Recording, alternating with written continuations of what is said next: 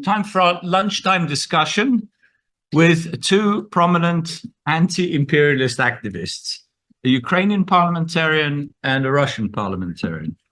And I think it's going to be invaluable to listen to their perspectives on the future of Russia and to test the hypothesis that Ukrainians and Russians can work together to finally end the colonial Muscovite state or Muscovite empire.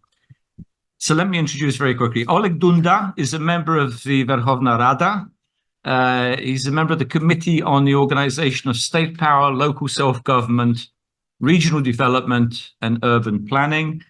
Also chairman of the Subcommittee on Construction and Design, and a member of the Interparliamentary Friendship Groups with France, Baltic countries, Czech Republic, and Luxembourg. That's not where you could... Nice country. Wow. On my right, I should have said on my left, on my right is Ilya Ponomarev, member of the Executive Council of the Congress of People's Deputies of the Russian Republic, not the Russian Federation. He is a Russian politician, tech entrepreneur and investor, a member of the Russian parliament between 2007 and 2016. He became a leader of the Russian protest movement in 2011, forced into exile by Putin and company in 2016. He moved to Silicon Valley and then to Kiev, where he established an investment company that, as the first Ukrainian company, traded in the US, went public on NASDAQ in 2018, and is now a Ukrainian citizen. Welcome, both of you. Let me start with Oleg first. And Oleg, in your comments, and again, I'm not sure how much time we have, probably have a little bit more than the others, but in your comments, I would like you to address two questions in particular. First, what is the position of the Ukrainian parliament and Ukrainian government on the future of Russia?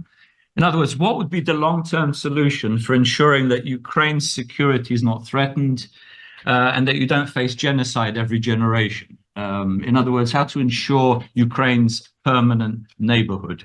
And second question is, tell us about concrete actions undertaken by Kyiv to assist the captive nations in Russia, including the Verkhovna Rada Special Commission for Interaction with the Indigenous Peoples of Russia. So those would be my two questions. You can cover other issues as well if you want, but that's what I'm most interested in. Thank you. Thanks, Oleg. Thank you, Janusz, for your questions. If you, I will answer in Russia, and I ask Taras to... There's a spare mic here. Okay. Yeah.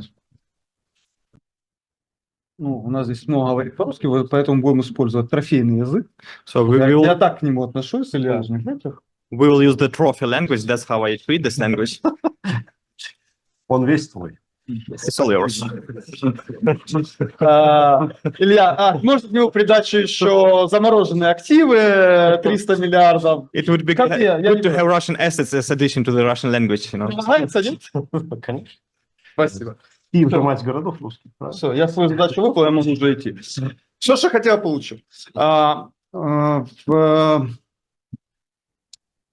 Взгляд Украины на Россию.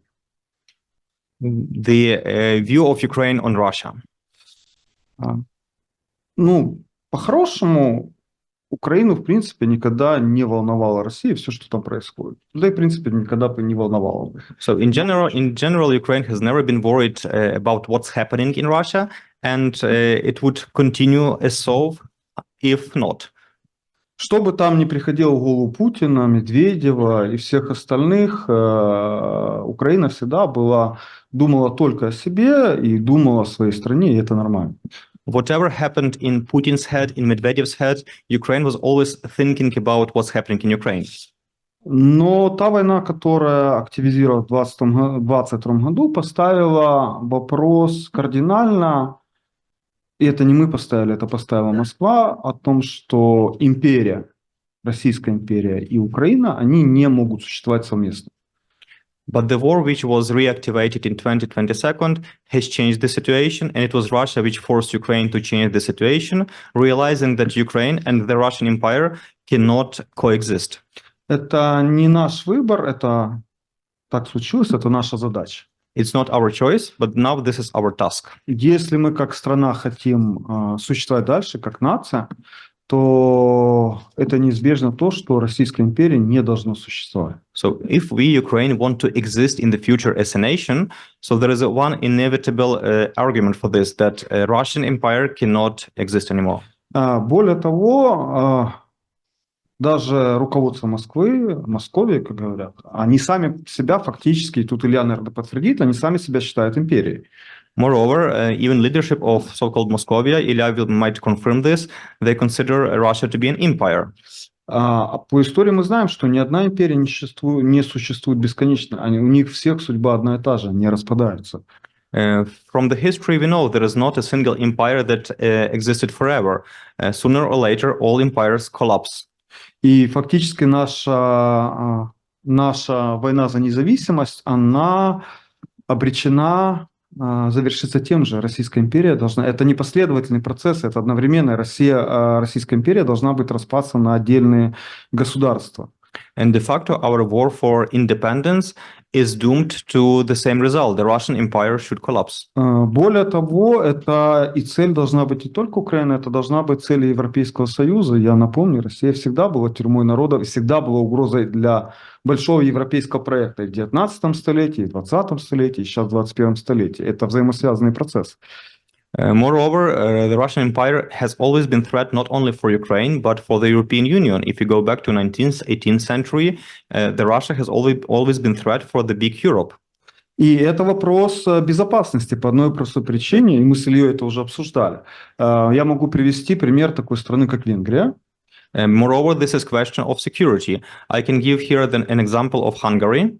В таких странах, относительно небольших, любой человек может быть лидером.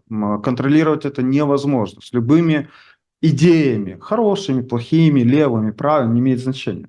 In such relatively small countries, anyone can become a leader, and this leader can have both positive and negative ideas. Почему в Венгрии есть Орбан, который часть своей политической повестки дня аргументирует Великой Венгрией, Большой Венгрией? Why I'm talking about Hungary? Because there is Mr. Viktor Orban who is talking about so-called Big Hungary. Очень похоже на Путина и все его окружение, только есть одна небольшая разница. У Орбана нет ресурсов для реализации своих идей. And his ideas are basically quite similar to the ideas promoted by Mr. Putin, but there is one big difference. Orban does not have resources to realize these ideas. И в чем трагедия для Украины и для Евросоюза наличия такой государства, как Российская империя? Огромное количество ресурсов, где любой диктатор с любыми идеями имеет возможность эти идеи реализовать. And what is the tragedy of Ukraine in the existence of the Russian Empire is because any leader of this empire having so huge resources can realize those ideas. Соответственно, история и логика нам подсказывает, что решение этого вопроса, удержать там различными демократизациями, федерализациями империи невозможно. Империя либо она распадается, либо она абсолютно централизованная, жестко централизованная. История за тысячелетия нам других примеров не дала. Well, the history and logic tell us one thing. You cannot democratize these empires. They are either, the state is either democratic or they are like rigid, strong, authoritarian empires. There are no other options. Поэтому в данной концепции для общей безопасности, для безопасности европейского проекта, и вообще системы безопасности наиболее оптимально, когда эта Российская империя распадается на отдельные независимые государства. So the only option we have is for the Russian Empire to be dissolved into separate independent states, которые не обладают достаточными ресурсами, которые позволят им проводить агрессивную политику, who do not have sufficient resources to conduct aggressive policies, и не обладают соответствующими ядерными арсеналами для того, чтобы быть ядерными шантажистами. and do not possess corresponding nuclear arsenal to become to conduct the nuclear blackmail. Как пример, опять же, можно привести пример, это распад Советского Союза, We can use the example of the Советской collapse империи, of the Soviet Empire, этот распад как таковой, которого, кстати, не желала ни Штаты, ни Великобритания, никто не желал. Но It was not neither in the United States nor United Kingdom. Nobody on the West basically wished for this collapse. Но этот распад привел к 30-летию рассвета западной демократии. But this collapse has led to 30 years of renaissance of the Western democracy. По одной простой причине. Исчезла угроза. Because of one simple reason, the threat has disappeared. По приблизительным подсчетам, Европейский Союз сэкономил за 30 лет на экономии оборонных бюджетов с 1991 года 10 триллионов долларов. According to estimate counts, the European Union has saved since 1991 on saving on defense budget around 30 trillion USD.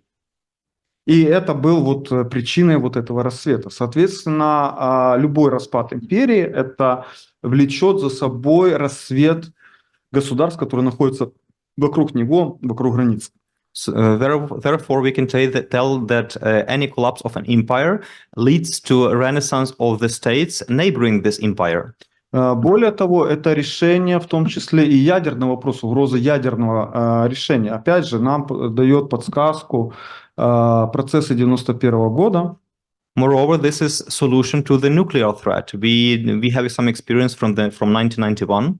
Когда новые лидеры новых независимых государств, можно по-разному к ним относиться. Они были частью там коммунистической системы, где-то были смесь криминализованных там с КГБ, но практически все они ради легитимизации себя, они готовы и отдали ядерное оружие.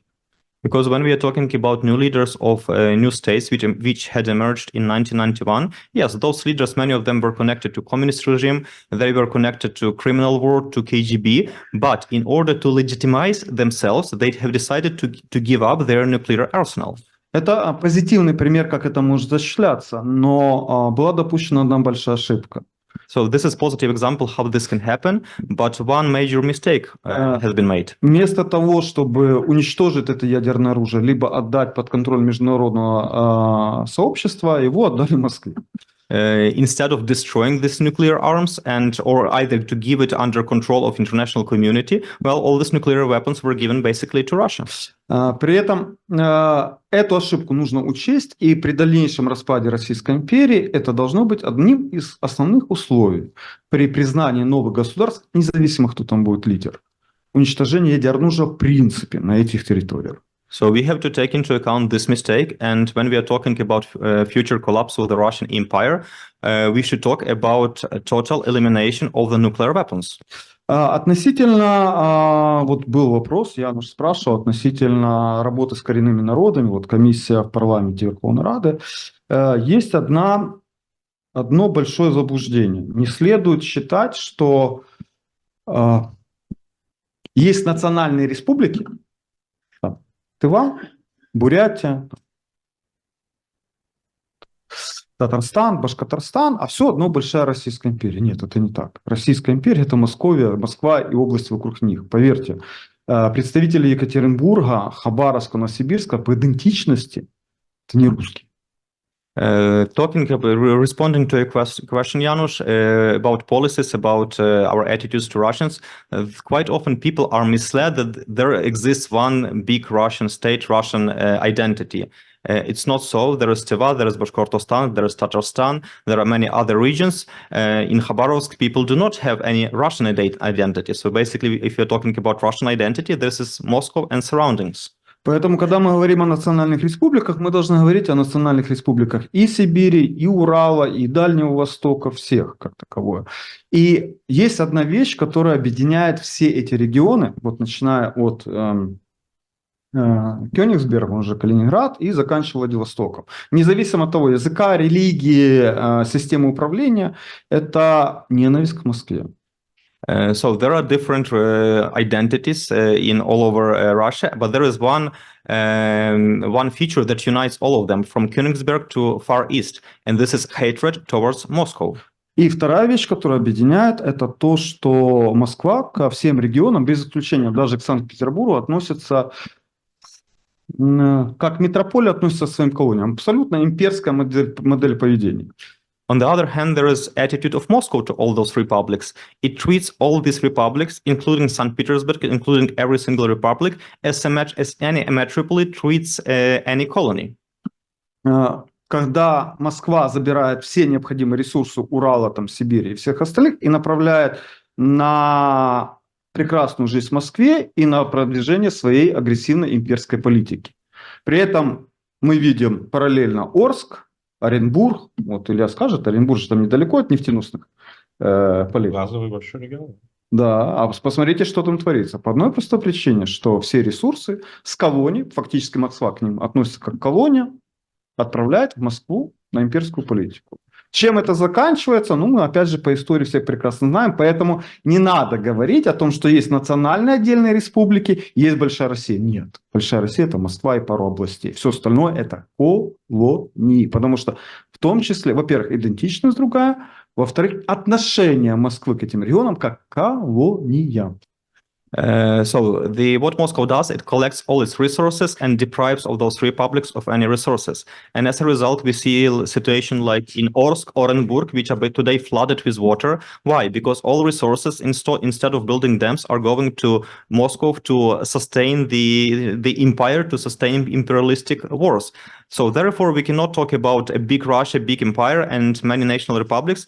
Basically, today's Russia is all about national republics and one small Moscow with the surroundings around Moscow, which pretends to be the Russian Empire. Как вариант, в таком отдаленном, конечно, понимании мы наблюдали этот процесс по Пригожину.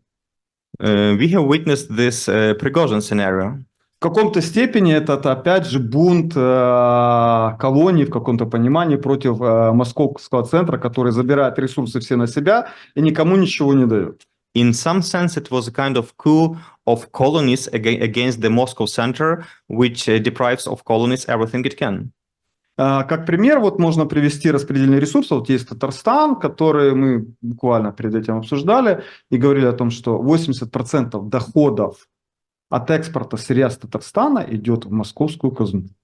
We have discussed the situation in Tatarstan, and 80% of from export of raw materials from Tatarstan go to the budget of central budget to Moscow.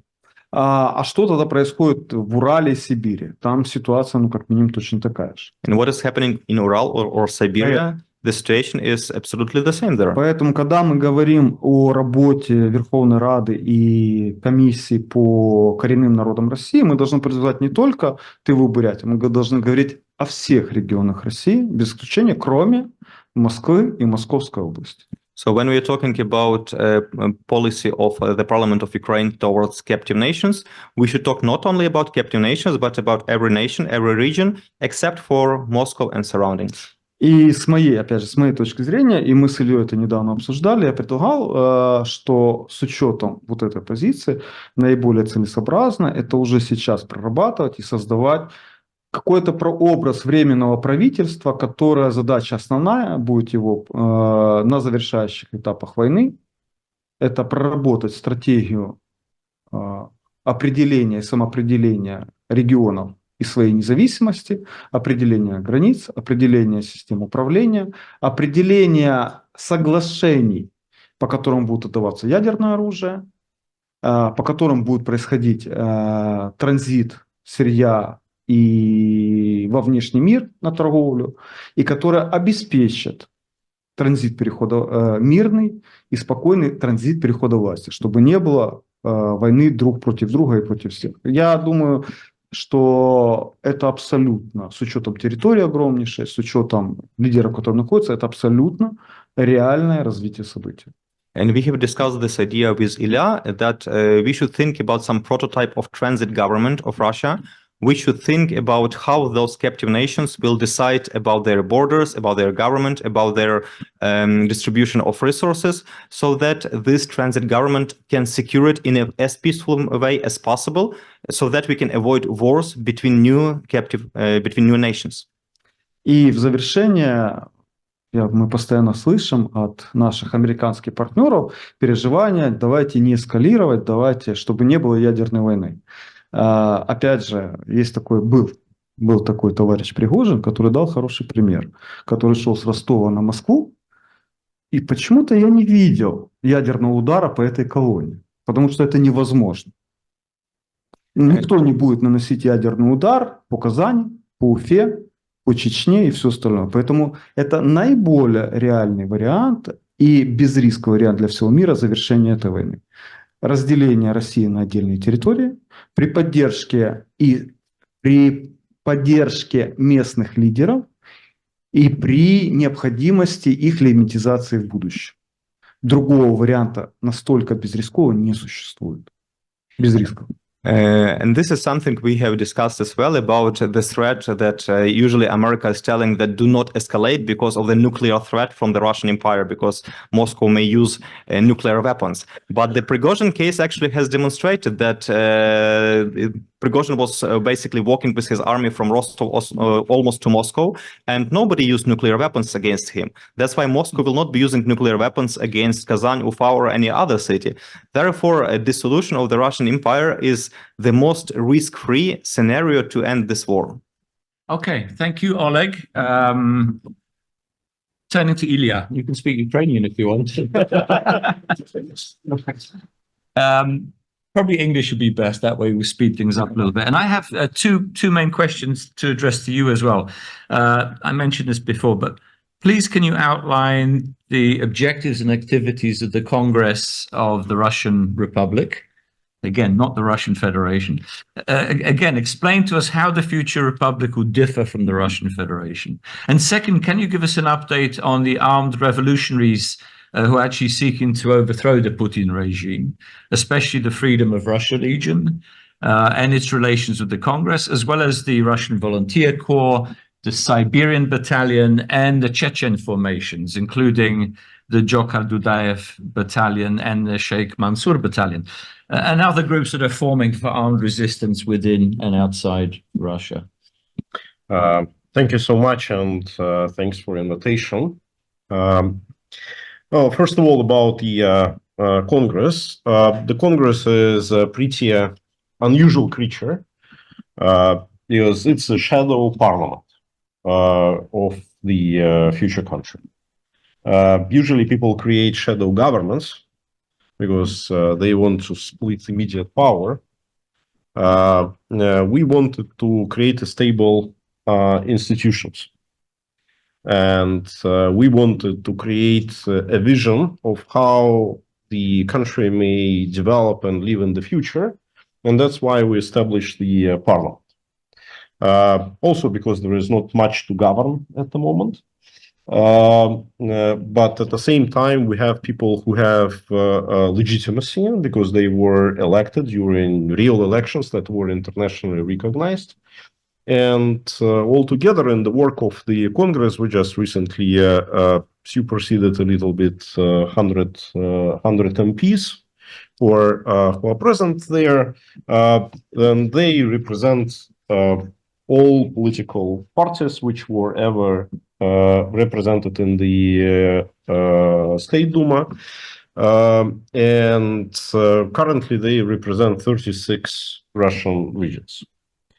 So it's a pretty representative body, not the most potentially representative body like the real parliament, but still, if we count number of people who voted for those deputies, we will get to approximately 8 million people, which in terms of State Duma, it means like 15% of legitimacy of State Duma. So it's like the second largest faction in the State Duma of the moment. So it's not exactly like State Duma, but nevertheless, it's something that can be compared with. In terms of our position, we have so-called fundamental declaration of the Congress, where there are some certain basic principles. And one of those principles is the respect of right of nations for self-determination. So everybody who is joining the Congress needs to sign under this declaration.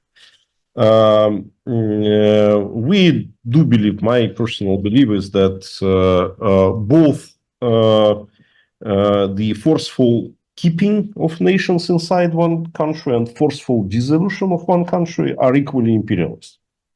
So our position is that people need to decide whether they want to be separate, we will respect this. They want to stay, we will respect this. So our job is to propose them certain vision, which could be the common vision for all the nations that are currently live on the territory of the Russian Federation. But at the same time, if they want to leave, we will respect this. And that's what differentiates us from many other the Russian liberals, because they are ready to send armies to Chechnya, too far, and to others. We are not like this. We will respect the will of the people. We just want to use this time while we still are not the parliament, and while we are not in Moscow or in any other cities of Russia, to design those institutions and to create the rules of the game, which would be shared by everybody, which would be transparent and understandable. And we are currently moving in terms of regional policies. We are moving from one macro region to another macro region. We first, our pilot case was to make a resolution, pass a resolution on the relationship with the Western neighbors of Russia, starting from Finland and ending with Romania, including Baltic states and Poland and Ukraine. And we were the first Russian body which recognized Holodomor as an act of genocide of Ukrainian people. And so we try to analyze the relationship with every of the country, with every of the nation, which is to the west from Russia. And that was the first step. Then on the last plenary session of the Congress, we made a similar work on the relationship with neighbors in around Caucasus, Northern Caucasus and Southern Caucasus. We again deliberately decided that we will not separate Northern Caucasus from Southern Caucasus, because those nations who are right now already recognized as independent nations, or those who are right now inside Russia, we treat them equally. And we stipulated that the relationship would be based on the international law. There were representatives of Chechnya, of Dagestan, and some other nations. Georgians were there, and we recognized the genocide of Cherkessian people in that statement. We were discussing the treaty with Shamil, Imam Shamil, and then also the fraudulent inclusion of Georgia in Russian Empire. So again, we analyzed all the problematic historical things that were separating, and saying that in future we will live based on the international law. We are planning to continue this work, go to the Central Asia, and then to Siberian region. So we will do it one by one. Still, we think that right now it's very important that we'll be talking together with the representatives of national liberation movement of different nations and regions that are currently inside Russian Federation. And we're very thankful for those of you who are sitting here, because we, for the first time, we made a joint statement with the League of Free Nations. At the last Congress, we picked up a relatively neutral subject of the so-called elections that were in March, and denounced the legitimacy of President Putin and his regime, which is kind of the most obvious thing. But we think it's just the beginning, and we hope that we will do more. And we want to engage in a dialogue with the League, and with those of you who are not part of the League as well.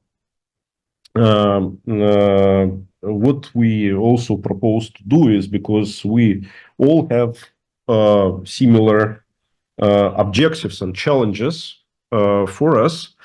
We are struggling and fighting for our recognition. Many of you are doing the same. So we want to build an international infrastructure that would assist in this quest. And hopefully in May, here in Washington, D.C., there would be a free Russian nation's house opened. It's 1 block away from the capital. And that would be a representation office where the ambassador of our Congress, Mr. Yankovsky from Siberia, would be presiding. But we invite everybody to join. So our house is your house. And we think it could be very helpful and useful, because what we want to achieve is we want to work with the staffers and politicians from the Capitol Hill so that they can come. It's literally 3 minutes walk from the Senate building. So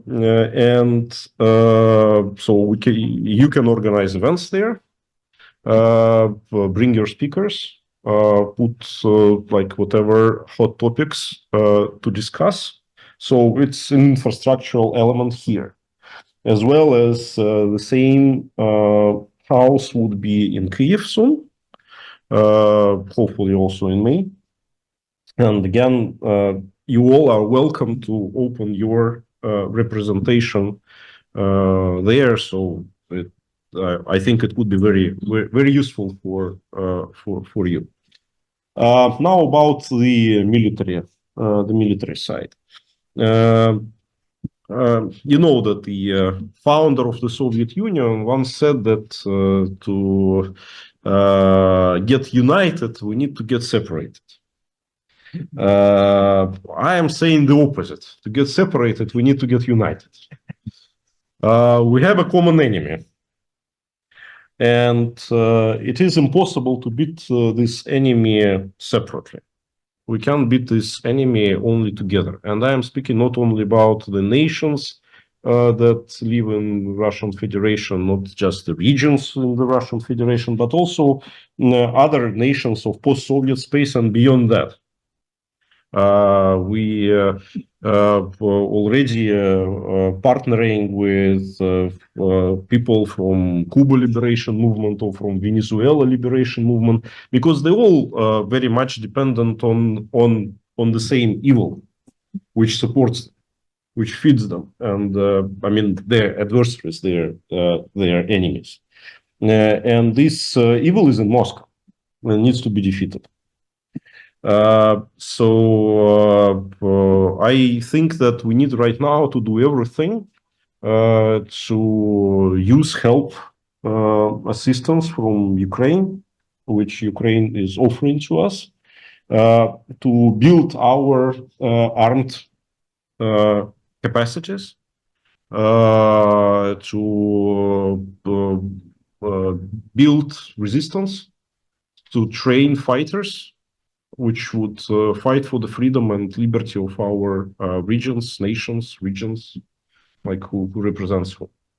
There are already 3 different regiments of Chechens. There is a regiment of Belarusians. There is a regiment of Dagestanis. There is 2 regiments of Georgians, and many others. There are plans to create more. Actually, I believe like it would happen in May. It would be this Venezuelan group inside International Legion of Ukraine formed, and there are also 3 Russian regiments there. Siberian battalion that unifies not only people from Siberia, but also they have a group of leftists, anti-authoritarian leftists inside that union. Russian Volunteer Corps, which unifies people of right wing, and the largest and the most politically agnostic Legion Freedom of Russia, where there are people of many regions and nations which are sitting in this hall. There are people from Tatarstan, there are people from Bashkiria there are also people from Siberia there. Obviously, there are people from St. Petersburg there and many others. So this unit can be used as a vehicle to grow your ranks without firstly identifying yourself as a separate unit, but then you can make your own separate regiments, your own separate formation, which would be identified under a certain flag and under a certain slogan. Obviously, nothing is smooth, nothing is easy, but the fight can definitely happen, and you can achieve your objectives using that vehicle. Thank you. Okay, Ilya, thank you very much. Great summary. If I could ask, maybe we just have 2 minutes for questions, because I know we're running a bit short of time. If anybody has a burning question either to Oleg or Ilya, please speak up. Very short question. Please, can you give a microphone over here? Just introduce yourself and affiliation. Марина Ханхалаева, Альянс НЕСО. Господин Пономарев, вы признаете, что Россия исторически оккупировала коренные народы? Russia has historically occupied the indigenous peoples. Like all empires. В связи с этим делать с оккупированными территориями? And what are you going to do with the occupied territories? We offer you the right to choose your way. And those nations who would decide to stay in and get autonomy, they may stay in and get autonomy. Those who want to go separately, they can go separately. It just has to be your decision. But just one moment. Когда вы оккупировали эти территории, у коренных народов не было референдума, правильно? Ну, это как-то несимметрично. When you occupy those indigenous people, at that moment, those peoples did not have referenda. So it's not like really a symmetrical response. No, you are referring to the debate that we are having for quite some time. Since London, I remember. It's more than that. You know, the question is, I'm not talking about right now, say, the indigenous people and Russians, for example, who are living on certain territories. Even if we're putting the issue of Russians aside, like Chechnya, now 90+% of inhabitants of Chechnya are Chechens. But there are 15 different Chechen groups. And they have different vision of what to do. And they have different projects for your country. There is Islamic project. There is a secular project. There is a project to be inside. There is a project to be separate. We say it's up to you. We don't want, as Russians, to dictate you what you need to do. We just want to have an interface, how we can talk to each other. And if you want divorce, let's do divorce. If you want to stay in, let's stay in. Just let's design the way how to do it. And that's why we are offering you to start talking about this right now. And it's a question of borders. It's the question of property. It's the question of military. It's the question of law. It's the question of social guarantees. It's the question of reparations. Yes, finances, which is very important. Yeah. You know, there's not much time on. No. Oleg, do you want to jump in very quickly on this or not? No. Okay. Okay. Very last question, because we're very short on time. Thank you. Oleg, I just want quickly to make a comment. I mean, it might be sometimes beneficial to consider the Russians to be a captive nation also by a criminal regime.